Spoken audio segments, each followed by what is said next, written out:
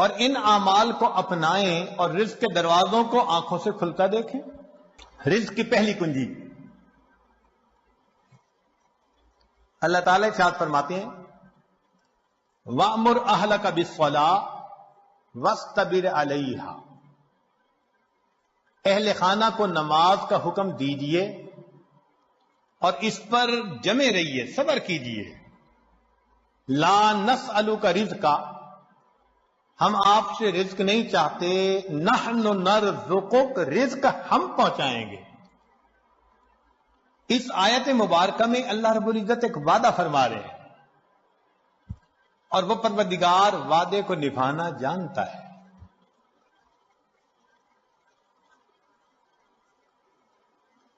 تو معلوم ہوا کہ جس گھر کے سب مرد عورتیں اہتمام کے ساتھ نماز پڑھیں، ایک ہوتی ہے گنڈے دار نماز،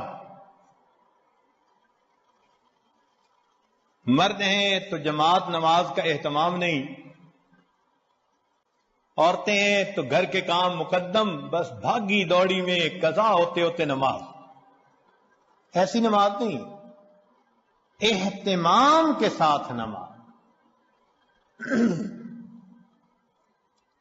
تو جس گھر کے سب لوگ اہتمام سے نماز پڑھیں، یہ نہ ہو کہ عورت کھڑی تو مصلی پہ ہو جائے اور ہاتھ باندھ کر کپڑوں کی آپس میں کلر میچنگ کر رہی ہو. مرد مصلی پہ تو کھڑا ہو جائے اور گلی بازار کی سیریں کر رہا ہو. ایسی نماز نہیں.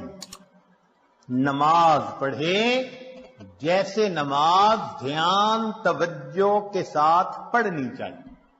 کوشش تو کرے نا اپنی طرف سے دھیان جما کر پڑھنے کی. کوشش پر اللہ کی طرف سے اجر عطا ہوتا ہے.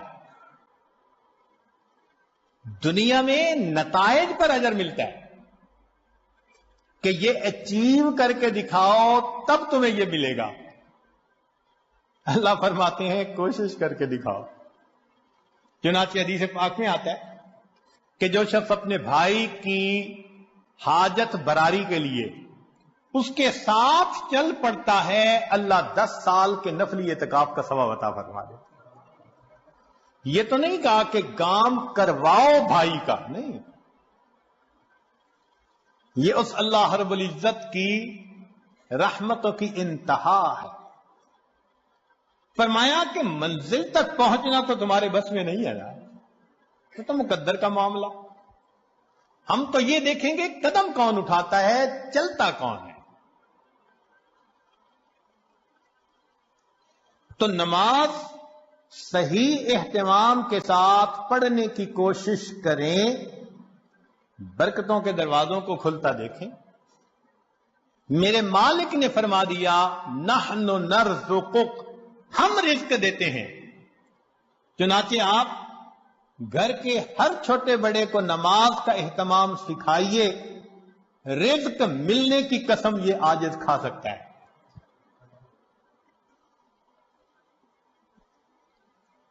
ماسٹر کی ہے رزق کی. کاروبار، نوکری، کوئی بھی مسئلہ ہو رزق کا، اہتمام نماز سے اللہ رب العزت مسئلوں کو حل فرما دیتے.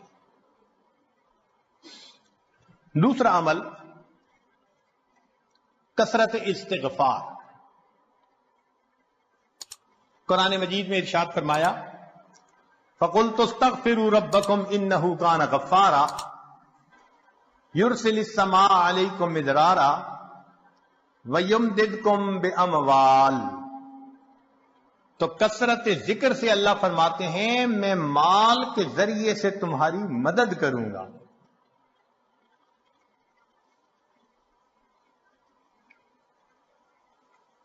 ایک اور حدیث پاک میں ہے من اکثر من الاستغفار جعل اللہ له من كل هم فرجا ومن كل ضيق مخرجا ورزقه من حيث لا يحتسب.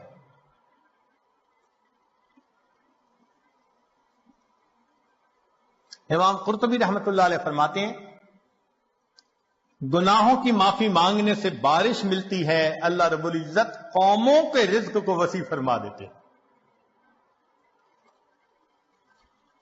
تیسرا عمل انفاق فی سبیل اللہ، اللہ کے راستے میں نیک کاموں میں خرچ کرنا۔ چنانچہ اللہ رب العزت ارشاد فرماتے ہیں وَمَا أَنفَقْتُم مِّن شَيْءٍ فَهُوَ يُخْلِفُهُ، تم اللہ کی راہ میں جو خرچ کرو گے اس کا بدلہ مل کر رہے گا، ریٹرن مل کر رہتا ہے۔ یہ نہیں ہو سکتا کہ اللہ کے راستے میں خرچ کرو اور ملے نہ اس کے بدلے۔ یہ جو انفاق ہے یہ لفظ بنا نفق سے، نفق کہتے ہیں سرنگ کو، اور سرنگ میں انسان ایک طرف سے داخل ہو کر نکلتا ہے پھر دوسرا داخل ہو سکتا ہے۔ تو فرمایا کہ تمہارے پاس جو پہلا رزق ہے اس کو نکالو گے تو دوسرا آئے گا نا۔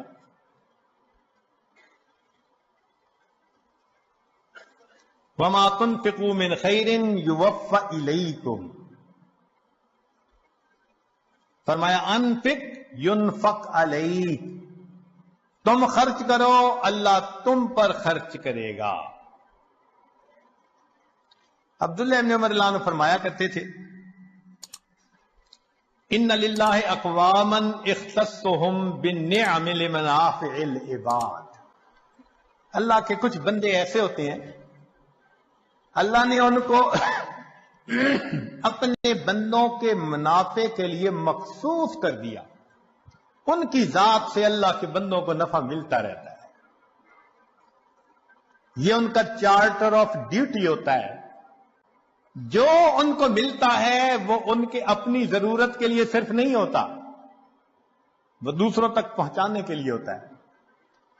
جو ڈاکیا ڈاک پہنچاتا رہے اس کی ترقی ہوتی رہتی ہے، اور جو ڈاک نہ پہنچائے تو اسے اپنی نوکری سے معزول کر دیتے ہیں۔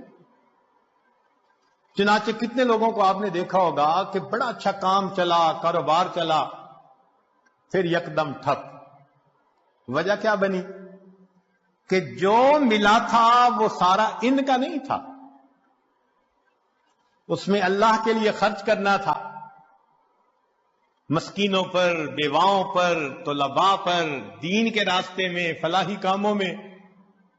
یہ خزانے کے سانپ بن کر بیٹھ گئے، بینک بیلنس چیک کرتے ہیں آج اتنے ملین اور آج اتنے ملین، اوپر سے ڈاکانی بند ہو گئی۔ کہتے ہیں جی ایک وقت تھا مٹی کو ہاتھ لگاتے تھے سونا بنتی تھی، حضرت صاحب آج تو سونے کو ہاتھ لگائے مٹی بنتا ہے، کسی نے کچھ کر دیا ہے۔ جی بالکل آپ نے خود ہی تو کیا ہے۔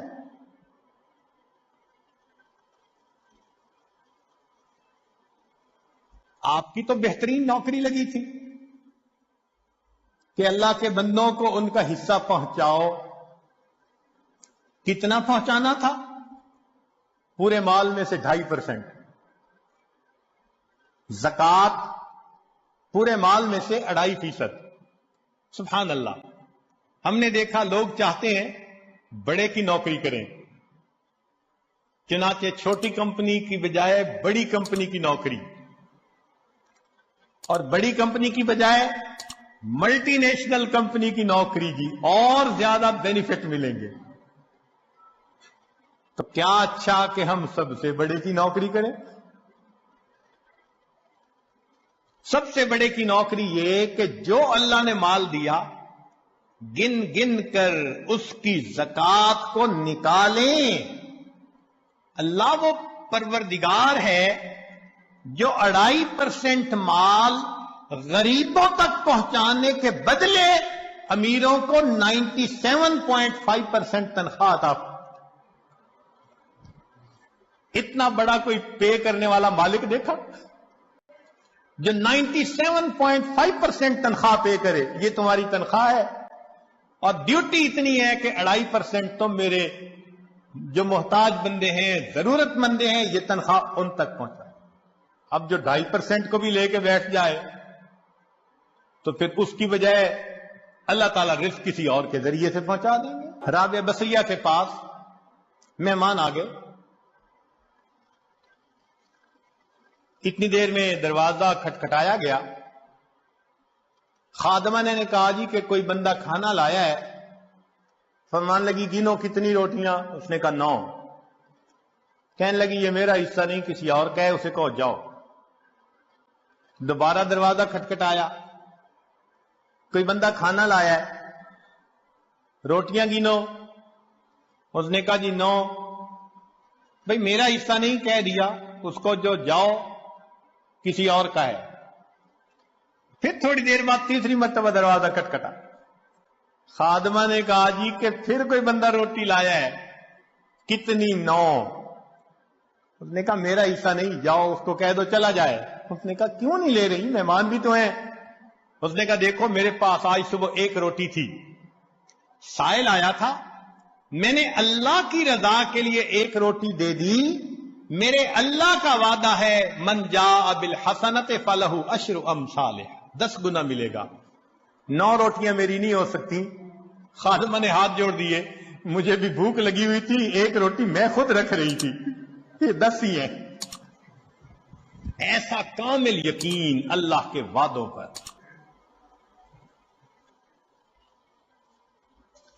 حبیب اجمی رحمت اللہ علیہ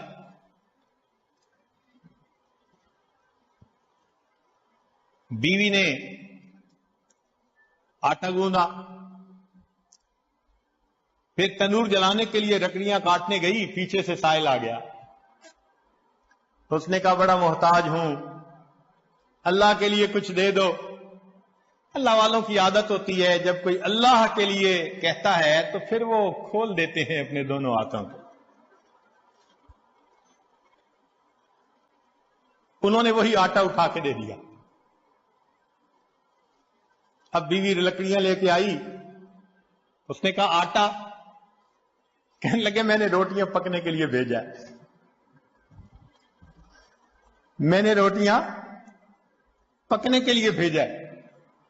ابھی ان کی بیوی نے چولہے میں آگ پوری نہیں جلائی تھی کہ اتنے میں دروازہ کھٹکھٹایا.